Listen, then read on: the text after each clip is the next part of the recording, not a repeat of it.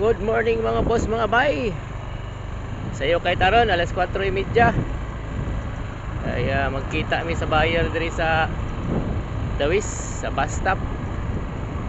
Kay pick up po niya ang African Hito Fingerlings. Matik na dayon atong atod sa tamang oras para walay problema sang ato ang buyer mga boss, mga bay. Now pag-aayo sa biyahe narang sa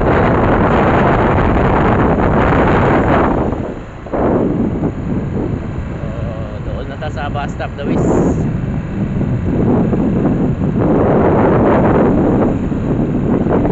Diri na dayon ta.